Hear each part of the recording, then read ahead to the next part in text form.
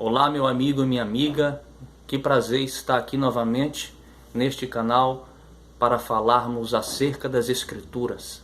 Eu venho aqui também nesta manhã trazer uma mensagem de esperança, de reavivamento e reforma na minha e para a sua vida também. Eu quero compartilhar com vocês uma mensagem maravilhosa. Eu estou lendo o livro Grande Conflito, um livro escrito ainda no século XIX, e tem muitas mensagens importantes, atuais, e vai ajudar muito a mim e a você nessa caminhada cristã.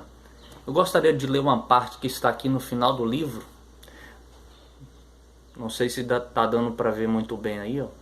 Eu vou ler um pouco dessa frase aqui antes da gente entrarmos a respeito do assunto que iremos falar aqui hoje. Diz assim: pelo que você vê, lê e ouve, pode achar que o mal esteja vencendo o bem. As notícias são desanimadoras: violência, fome, guerras, desemprego, poluição, corrupção, doenças, acidentes e muitas outras calamidades. Os meios de comunicação podem lhe dizer o que está acontecendo, mas esse livro revela por quê. E diz também o que você jamais ouvirá no noticiário, o que ainda está por acontecer. Anime-se, o conflito está no fim, e você ainda pode escolher de que lado estará quando tudo terminar. Amém? O conflito está no fim. As notícias são desanimadoras. Mas, meu amigo, tudo irá ficar bem. Tudo irá ficar bom, mas para aqueles que creem. Como diz aqui no livro, nós ainda temos a oportunidade de escolher de qual lado iremos ficar quando tudo se terminar. Eu te pergunto, meu amigo e minha amiga, de que lado você quer ficar? Do lado vencedor? Do lado daquele que nunca perdeu batalha? Do lado do Rei dos Reis, do Senhor dos Senhores? Ou você quer estar do lado daquele que se rebelou-se contra Deus, que foi morto, que já perdeu e que do futuro será exterminado no lago de fogo e enxofre? Eu quero estar do lado daquele que sempre venceu todas as guerras, do lado do Rei dos Reis, do Senhor dos Senhores. Amém? Desejo também que essa seja a sua vontade, seja também a sua decisão. Eu gostaria de comentar aqui a parte do capítulo 21. Pessoal, eu vou dividir esse vídeo em umas 2 a 3 partes. Parte 1, parte 2, parte 3. Porque um capítulo, se eu for mencionar tudo aqui com vocês, o vídeo vai ficar muito longo. E quanto mais o vídeo é longo, mais difícil é de postar no YouTube. Tá bom? Então eu vou dividir para ficar melhor para mim e para vocês também, para mim conseguir postar. Tá bom? Esse capítulo aqui, 21, tem o título Ceifando o Furacão.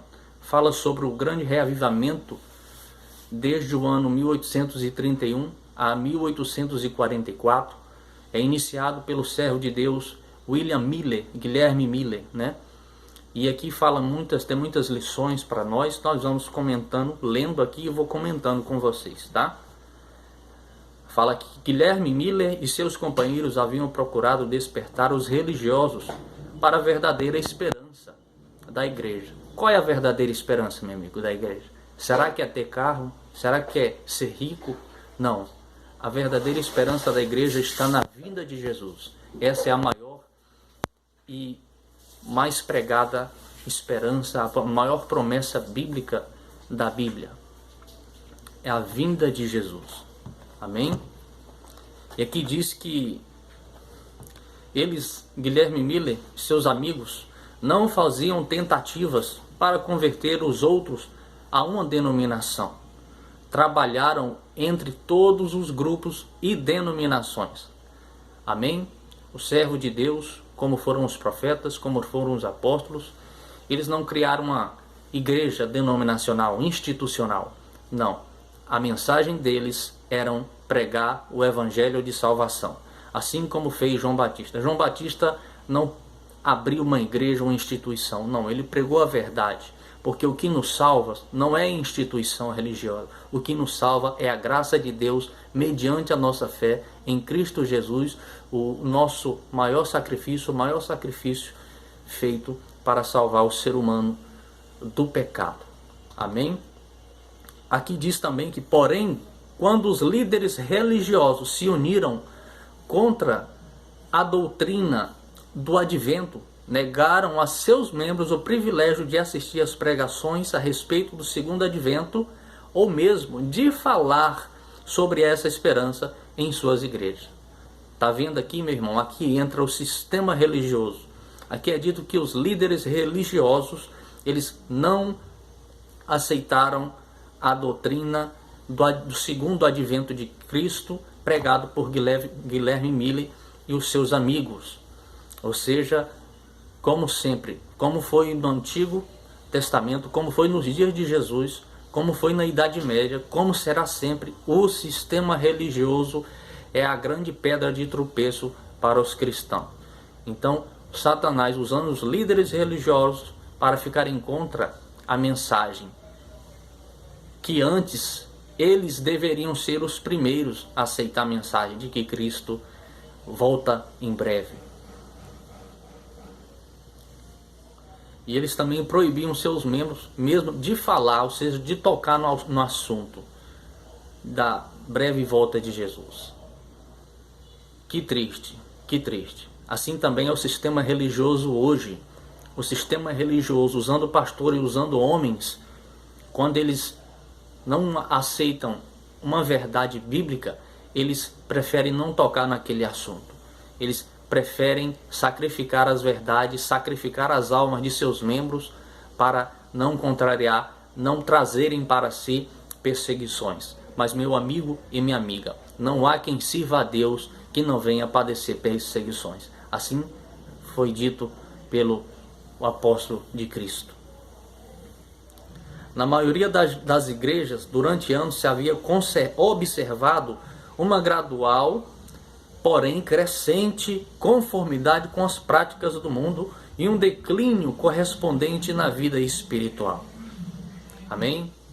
Infelizmente, meu amigo, quando as verdades de Deus bíblicas são suprimidas por medo e tendo ali em primeira mão os líderes religiosos rejeitam as verdades de Deus, o que pode ser introduzido na igreja é só apostasia.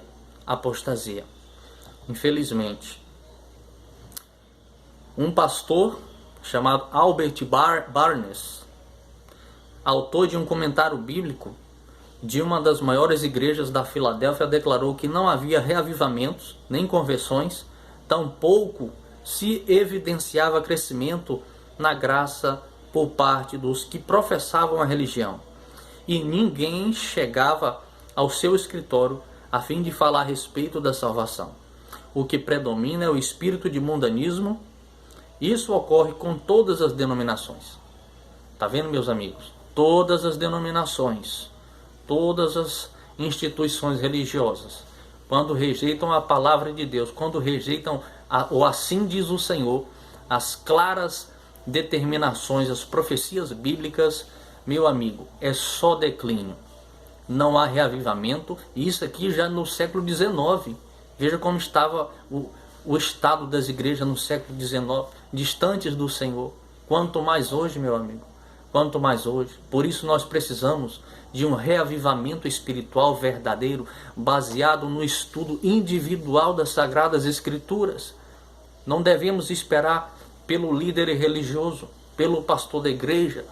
Nós mesmos temos que examinar as Escrituras de forma individual. Pedir a Deus em oração, com jejum, com lamento, com humildade, para que Deus nos dê o livramento, para que Deus nos abençoe, nos faça nos convertermos verdadeiramente e nos ajude a ter uma experiência com Deus profunda, para que a nossa raiz seja bem firmada no Senhor, para que criemos raízes do Evangelho, criemos raízes profundas nos caminhos de Deus, para que assim a gente possa permanecer firmes e que a gente, tendo o conhecimento espiritual, nós possamos, pelo Espírito Santo, pelo Espírito do discernimento, perceber os erros, as heresias pregadas e defendidas por este sistema religioso podre, imundo, irreversível. O sistema religioso, meu amigo ou minha amiga, não tem reversão, é irreversível. Mas eu e você, nós temos sim esperança, nós temos sim a oportunidade de escolher o lado ao qual a gente vai ficar quando tudo terminar. Que Deus te abençoe, em nome de Jesus. Eu estarei postando também a segunda e a terceira parte. Amém.